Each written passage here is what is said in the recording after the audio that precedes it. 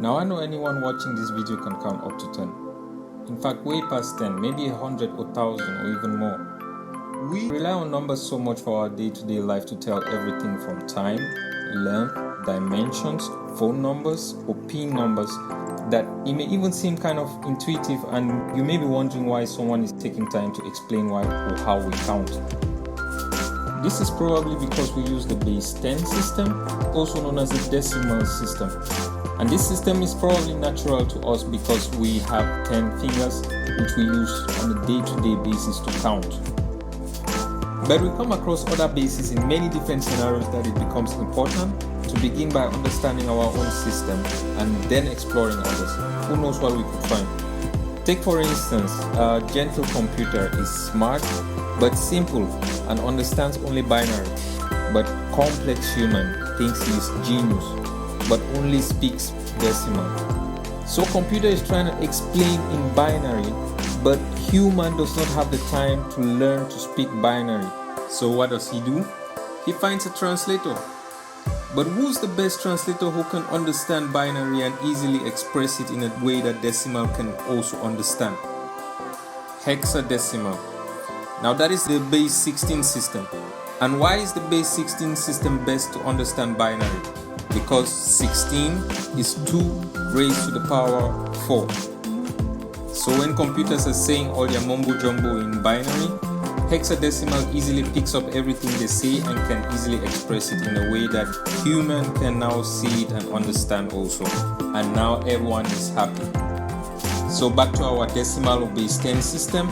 Now we have seen that in our base 10 system we have 10 symbols, 0 to 9. And the way these 10 symbols or digits work is through a positional system. And you can think of it like this. In base 10, we are just using a clock that has only our 10 symbols. So we have a clock on which we organize our 10 symbols going round with 0 at the top and starting from 1 and ending at 9. And to use our clock, we start counting from 1 up to 9. Now when we arrive at 9, we've gone round our clock once. If we want to continue counting, we bring in another clock. Now this new clock would show that our first clock has gone round one time. Kind of like the way the minute hand also moves a step when the second hand has gone round one time. And every time our second clock also goes round, we bring in another clock, which will keep track of our second clock. Or you can equally think of it like in our base 10 system, we have a series of indivisible boxes in which we can use our 10 symbols over and over. And we begin counting using the first box from the right. So in the first box from the right, we start putting in our digits from 1 to 9. And once we get to 9, we bring in a new box to the left and we reset. So we get from 1 to 9 and we reset and we bring in a new box to the left. And in this new box from the left, once we get to 9, we reset and we bring in a new box. So you can look at it like each new box to the left is a bigger value of the smaller box to the right. So that's how our base 10 system works.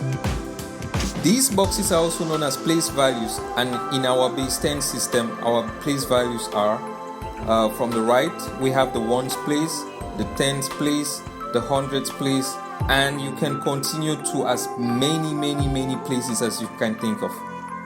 But that's not all.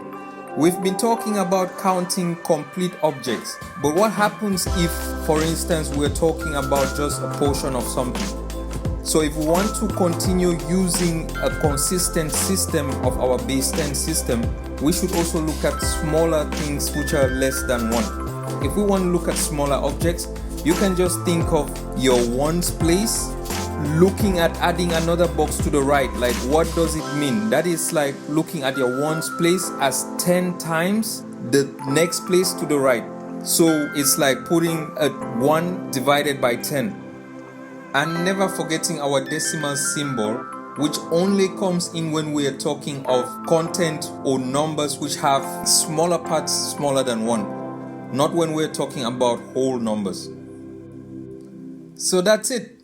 Thanks for watching. In other videos, we're going to look at other base systems and we're going to explore how to convert between them and how this comes into play in our real lives.